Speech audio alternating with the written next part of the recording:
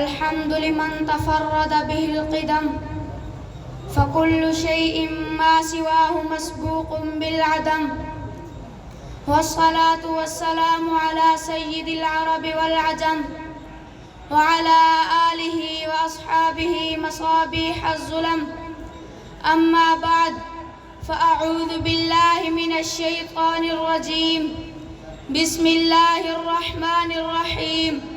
لقد رضي الله عن المؤمنين إذ يبايعونك تحت الشجرة، وقال النبي صلى الله عليه وسلم: إن عثمان رجل حي، او كما قال علیہ الصلاۃ والسلام.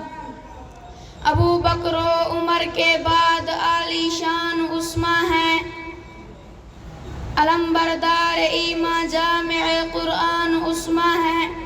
وہ ہیں ثالث خلیفہ حضرت محبوب رحمہ کے، اور احیاہم کا مصداق عظیم الشان عثمان ہیں. اگر عشق محمد مصطفیٰ ایمان ہے اپنا، اگر عشق محمد مصطفیٰ ایمان ہے اپنا، تو اس عشق محمد مصطفیٰ کی جان عثمان ہے. سامعین محترم، 1,24,000 انبیاء کے بعد حضرت ابوبکر صدیق و حضرت عمر کے بعد حضرت عثمان غنی کا مقام و مرتبہ سب سے اعلیٰ ہے. حضرت عثمان غنی کے بلند مقام ہونے کی ایک وجہ یہ ہے، آپ صحابی رسول ہیں. صحابہ کے بارے میں قرآن نے کہا: اولئک ھم المؤمنون حقا، صحابہ پکے مومن ہیں. حضرت عثمان غنی کے بلند مقام ہونے کی ایک وجہ یہ ہے، آپ کے بارے میں نبی کریم صلی اللہ علیہ وسلم نے فرمایا: لکل نبی رفیق و رفیق فی الجنت عثمان، ہر نبی کا جنت میں ساتھی ہوگا اور میرا جنت میں ساتھی عثمان ہوگا. حضرت عثمان غنی کے بلند مقام ہونے کی ایک اور وجہ یہ ہے، آپ نے دین کے لیے بہت مال خرچ کیا. ہر موڑ پہ حضور علیہ الصلاۃ والسلام اور مسلمانوں کی خدمت کی. حضور علیہ الصلاۃ والسلام کے زمانہ سے لے کر آج تک حضرت عثمان غنی کا مال اللہ کی راہ میں خرچ ہو رہا ہے. سعودی عرب میں آج بھی حضرت عثمان غنی کے بینک چل رہے ہیں.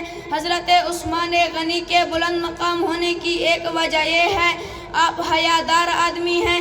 نبی کریم صلی اللہ علیہ وسلم نے فرمایا: ان عثمان رجل حی، عثمان غنی حیادار آدمی ہیں. امام مالک رحمہ اللہ روایت کرتے ہیں، میری امت میں سب سے زیادہ حیا والا آدمی عثمان ہے. عثمان احیاء امتی. حضرت جنید بغدادی رحمہ اللہ فرماتے ہیں، طبیعت کا اور دل کا جو جوڑ ہے وہ دل کے تابع ہے. حضرت شاہ ولی اللہ محدث دہلوی رحمہ اللہ فرماتے ہیں، جب انسان اللہ کی نعمتوں کو دیکھے اور اپنی کوتاہیوں کو دیکھے، اس کے بعد جو کیفیت طاری ہو اسے حیا کہتے ہیں. بہت سے علماء فرماتے ہیں، جو چیز انسان کو اللہ کی نافرمانی سے روکے اسے حیا کہتے ہیں. عثمان غنی حیا کا پیکر تھے. صحیح مسلم میں روایت موجود ہے، امی عائشہ صدیقہ رضی اللہ عنہما فرماتی ہیں، ایک دن نبی کریم صلی اللہ علیہ وسلم گھر میں تشریف فرما تھے. آپ کی پنڈلیوں سے کپڑا ہٹا ہوا تھا. آپ کے پاس صدیق اکبر تشریف لائے، آپ نے حالت نہیں بدلی. آپ کے پاس عمر فاروق تشریف لائے، آپ نے حالت نہیں بدلی. آپ کے پاس عثمان غنی آئے تو آپ نے اپنی پنڈلیوں کو چھپا لیا. تو حضرت امی عائشہ فرماتی ہیں، جب حضرت عثمان غنی واپس چلے گئے تو میں نے پوچھا: یا رسول اللہ، آپ کے پاس میرے بابا صدیق اکبر تشریف لائے، آپ نے حالت نہیں بدلی. آپ کے پاس عمر فاروق تشریف لائے، آپ نے حالت نہیں بدلی. آپ کے پاس عثمان غنی آئے تو آپ نے اپنی پنڈلیوں کو چھپا لیا، اس کی کیا وجہ ہے؟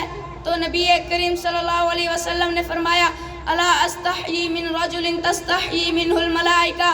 اے عائشہ، میں اس شخص کا حیا کیوں نہ کروں جس کا حیا فرشتے کرتے ہیں.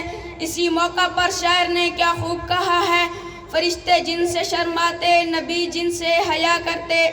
فرشتے جن سے شرماتے، نبی جن سے حیا کرتے. حیا میں سب سے بڑھ کر کامل ایمان عثمان ہے.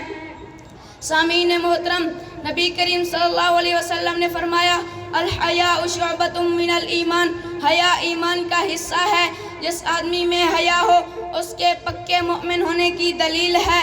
تاریخ کی کئی کتابوں میں موجود ہے۔ حضرت عثمان غنی غسل خانے میں برہنہ ہو کر غسل نہیں کرتے تھے۔ سامعین محترم، حضرت عثمان غنی کے حیا کی گواہی حضور نے بھی دی۔ حضرت عثمان غنی کے حیا کی گواہی فرشتوں نے بھی دی۔ حضرت عثمان غنی کے حیا کی گواہی تاریخ لکھنے والے مؤرخین نے بھی دی۔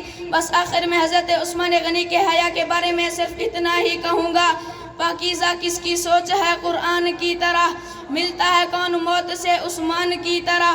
کس ہاتھ کو نبی نے کہا غنی کا ہاتھ، کس ہاتھ کو نبی نے کہا غنی کا ہاتھ، بیعت ہے کس کی بیعت عثمان کی طرح۔ رکھا ہے کس کے سر پر حیاداروں کا تاج، رکھا ہے کس کے سر پر حیاداروں کا تاج، کس کی آنکھیں ہیں عرش کے مہمان کی طرح۔ ما علینا الا البلاغ۔